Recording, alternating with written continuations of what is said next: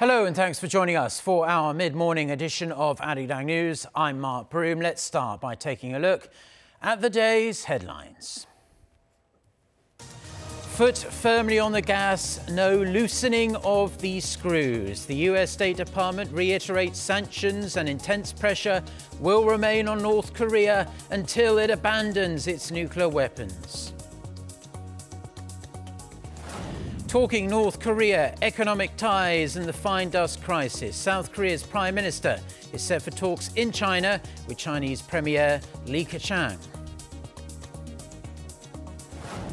Plus, more minister hopefuls in the hot seat. The last batch of President Moon's picks to lead South Korea's ministries they are all set to be raked over the coals at the last round of confirmation hearings.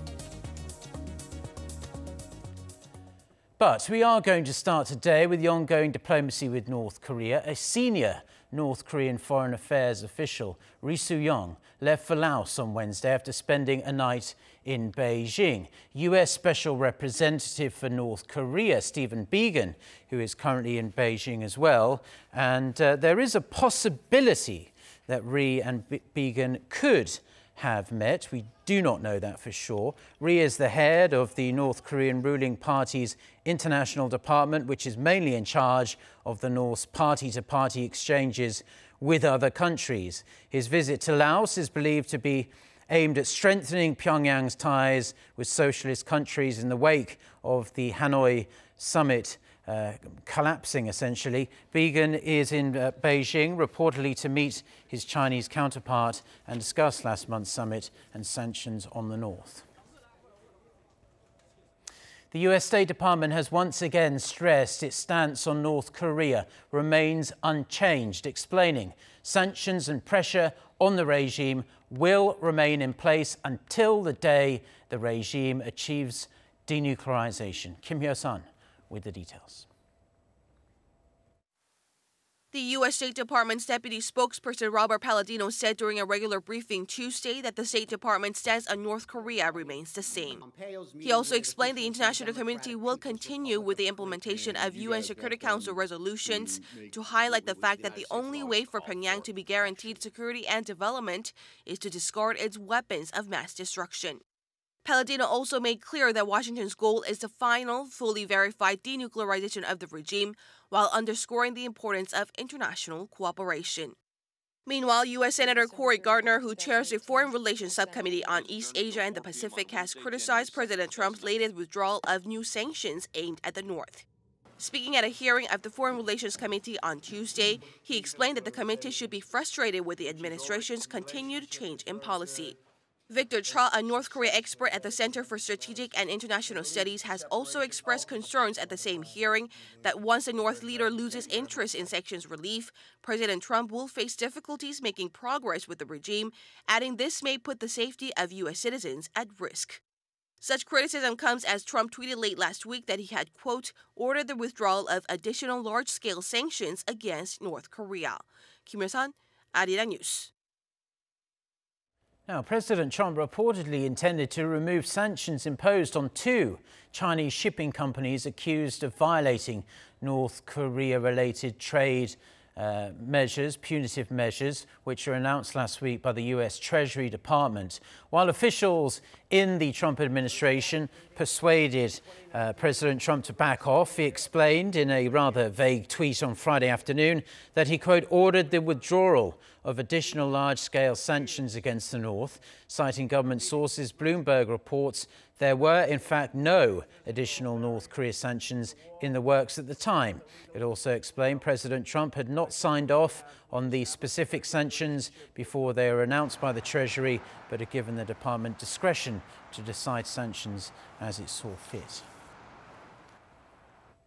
Spain's High Court says one of 10 intruders who raided the North Korean embassy in Madrid last month was preparing to contact the FBI, according to a court document. The intruders, who identified themselves as human rights campaigners during the assault, they included citizens from the US, South Korea and Mexico. It also said Adrian Hong Chang, a Mexican citizen who is a US resident, was the group's leader and had intended to pass on information about the raid to the FBI. The US State Department has denied any US involvement.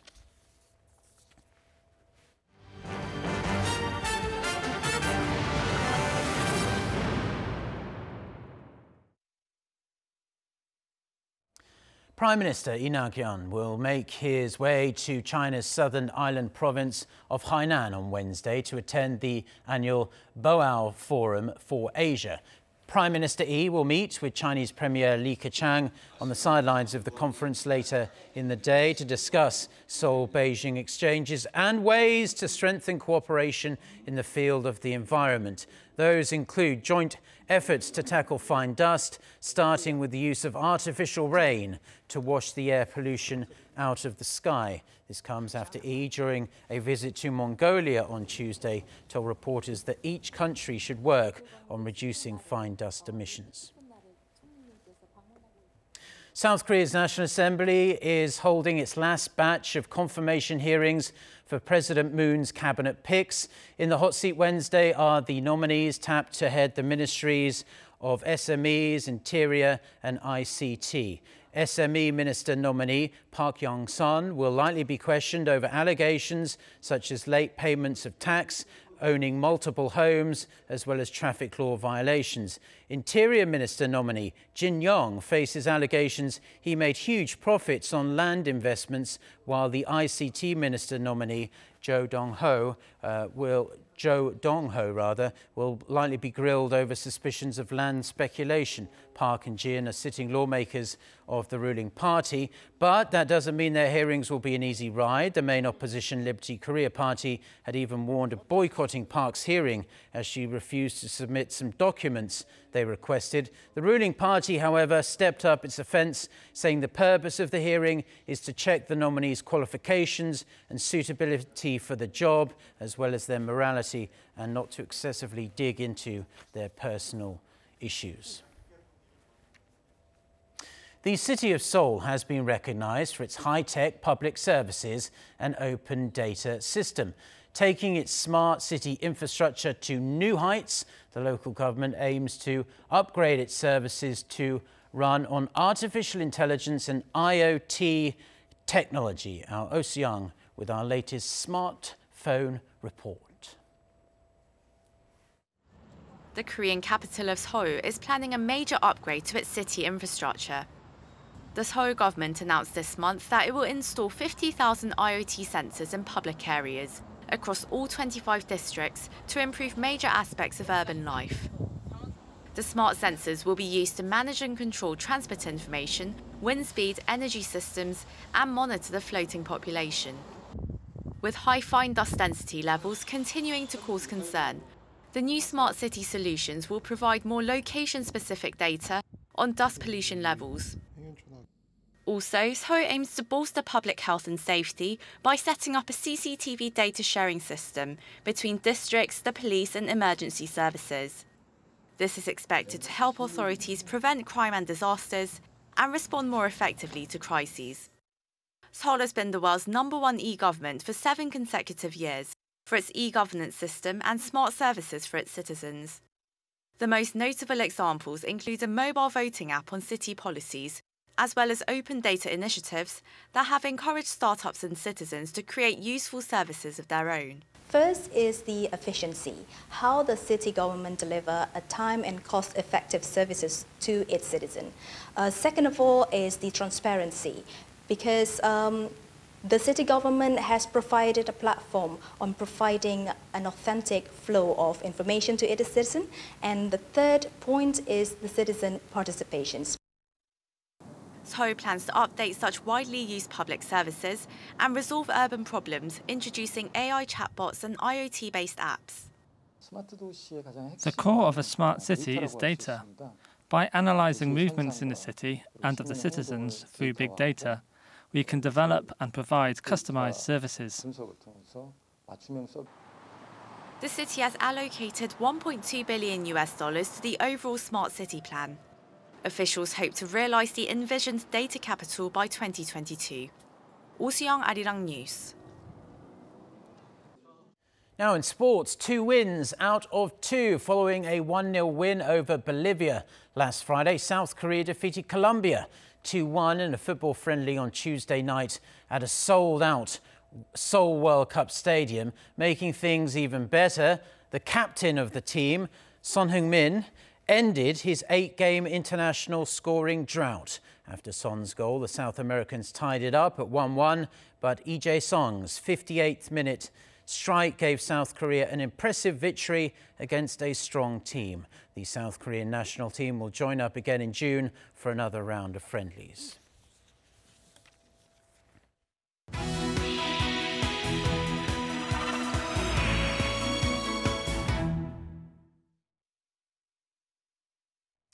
Time now for our Life and Info segment, where we focus on information useful for your everyday life, whether you're in Korea or somewhere else around the world. We're going to talk about an issue front and center of almost everyone's mind here in South Korea.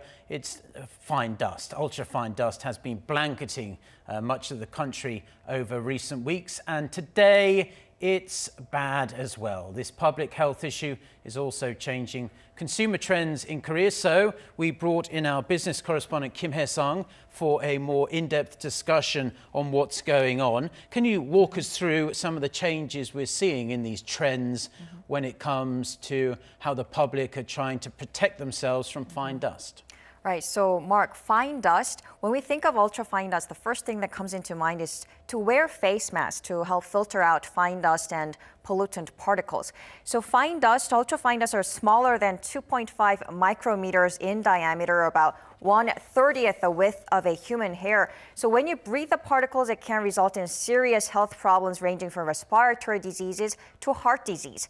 But it's not just when outdoors. We also need to protect ourselves from inhaling fine dust indoors, like in our homes or offices, because it's the same air. This has led to soaring consumption of home appliances like air purifiers. According to data from retail giant E-Mart, sales of air purifiers, air conditioners that have pollutant filtering functions, air dressers have all gone up double digits between January and March compared to the same period last year. First, take a listen to some of the customers I ran into. I have one air purifier in my living room and another in my son's room as he has respiratory problems. When fine dust levels are high, the air purifier goes on automatically with warning alerts and cleans the air. Every time I change the filter, I can see all the fine dust. Having air purifiers at least gives me some sort of peace of mind. It's better to use them than doing nothing.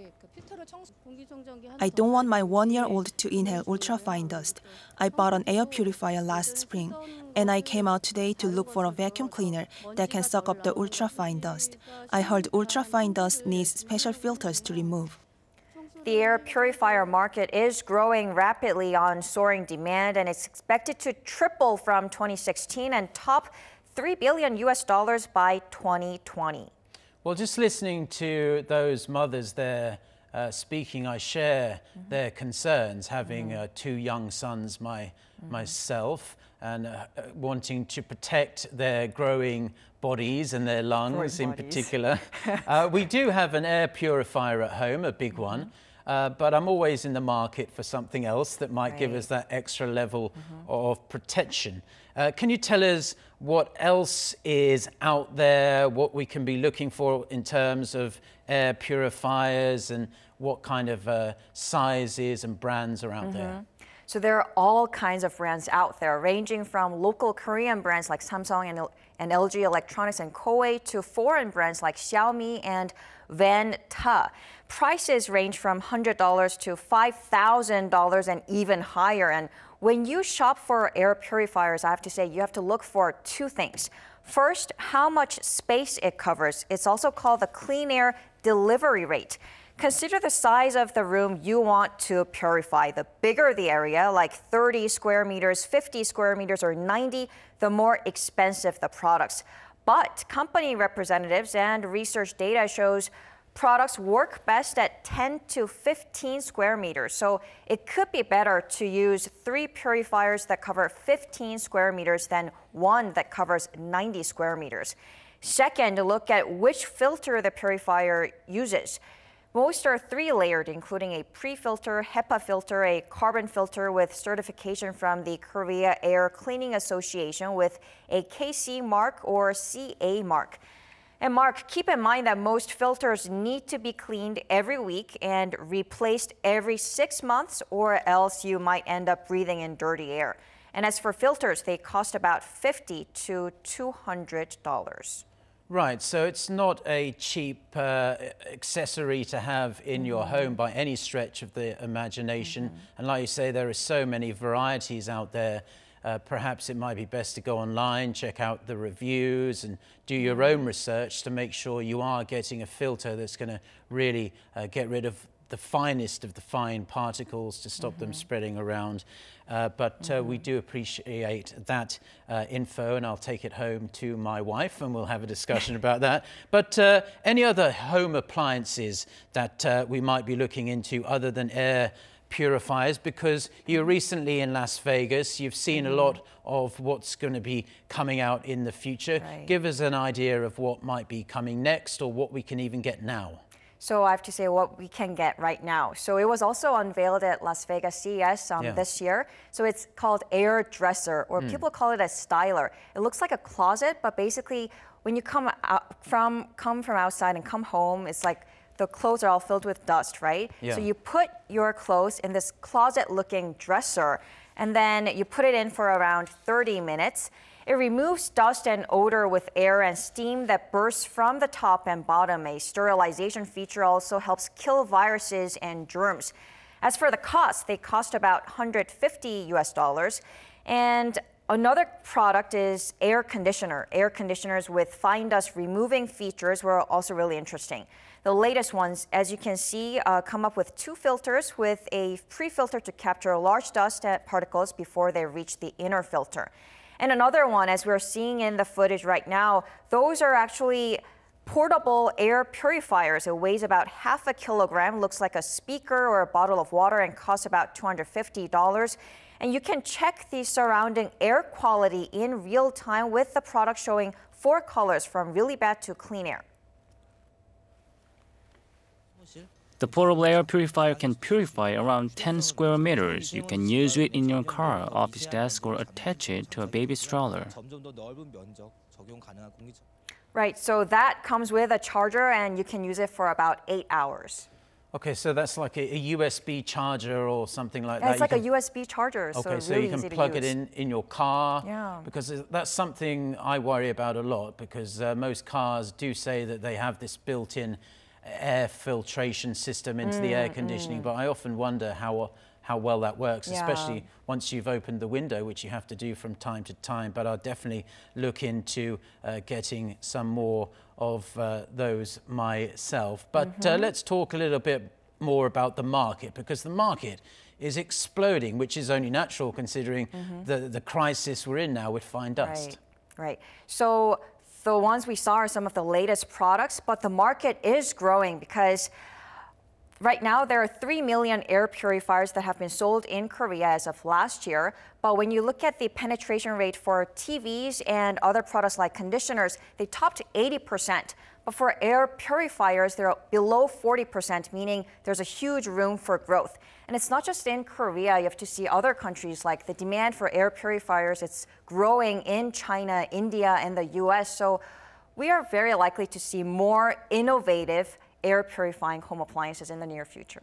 Well, wonderful, Jae-sung. We do appreciate your insights today. You really did a very comprehensive report and summed up perfectly our segment Life and Info, because we have to think more about just wearing a face mask. We're inside for at least half the day, so we have to be extremely careful there as well. Wonderful reporting as always, Jae-sung, and hopefully we'll talk again at this time at some point in the future. Thank you. Next week. I'll see you next week. Okay, thank you. Mark.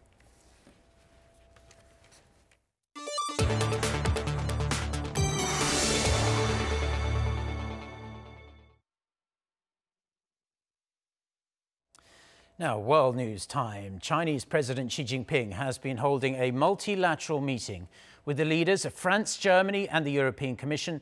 He was doing that in Paris. The leaders there emphasized the need for cooperation instead of focusing so much on competition, although they did say a degree of competition is healthy, of course. For more on this and other news from around the world, let's turn to our Hong-yu. You, just tell us more about what this meeting entailed. Well, Mark, the meeting between these four leaders was unprecedented as German Chancellor Angela Merkel and President of the European Commission Jean-Claude Juncker were invited at the last moment by French President Emmanuel Macron. The French government described the meeting as a high-level meeting on the challenges of multilateralism, as much of the talk was about that and cooperation. All four leaders called for greater cooperation between the EU and China and to deal with their concerns about unfair competition and continuing coordination on climate change. Macron expressed his willingness to deepen ties with China if they are willing to play a fair game for trade. At the same time, Macron urged China to respect the unity of the European Union and the values it carries in the world.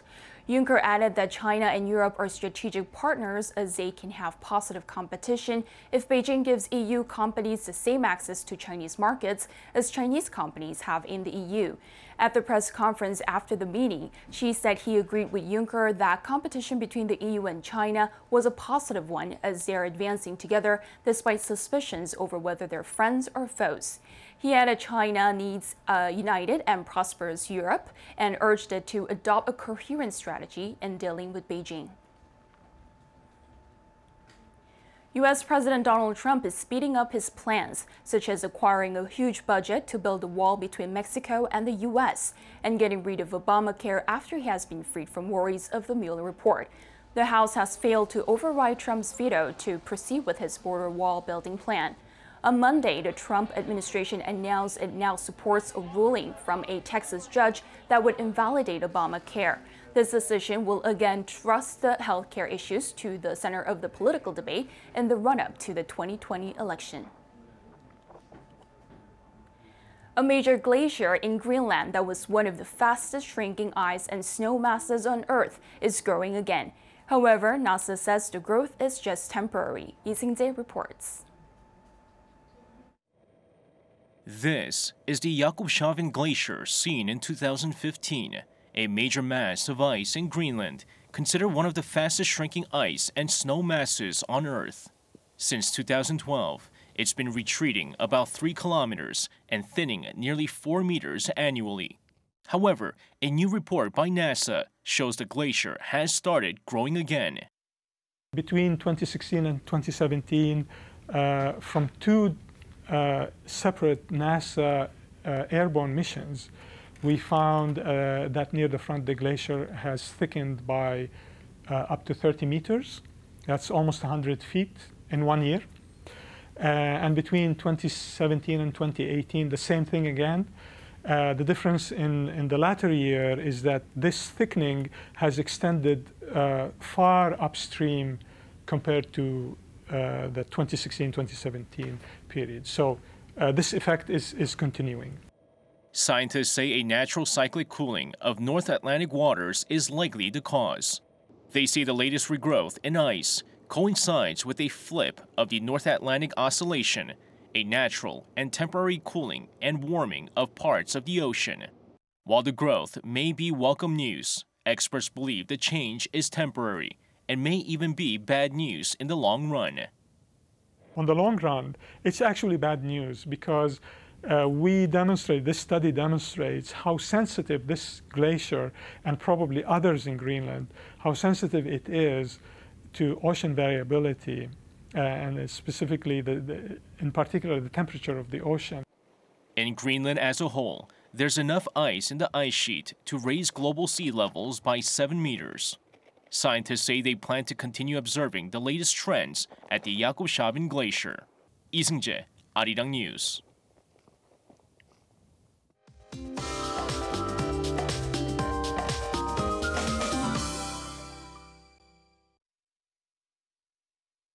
Good morning. Most parts of the country are covered with nasty air again, with ultrafine dust concentrations at twice the normal level. Seoul and parts of Jeollabuk-do province are under ultra-fine dust advisories, and the entire nation is likely to choke through the toxic haze.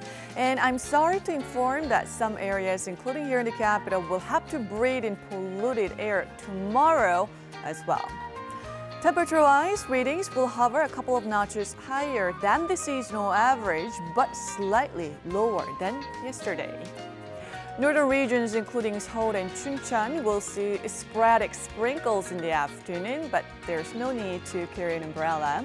While daily highs in Daegu and Gyeongju could reach up to 23 and 24 degrees Celsius this afternoon. Light rain is in the forecast for Friday and Saturday as well, which will bring down the temperatures to right around the average by Friday and below average by Sunday. So beware of temperature fluctuations and dress accordingly. That's Korea for you, and here's the international weather for viewers around the world.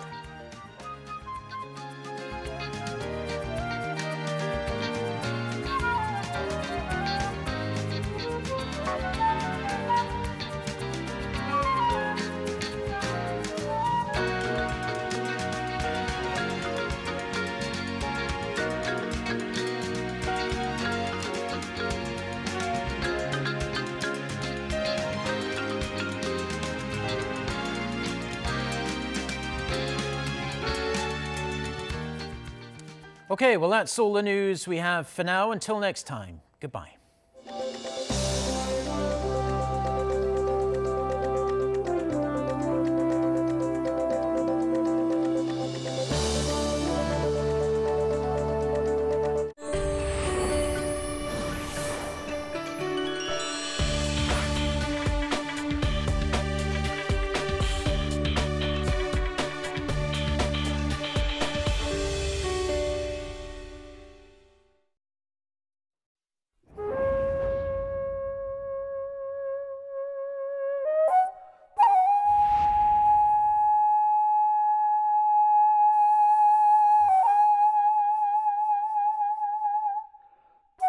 전략무는 남자의 대표적인 춤이면서 모든 도덕과 덕망과 인품과 모든 것을 제대로 갖춘 남자의 춤이다.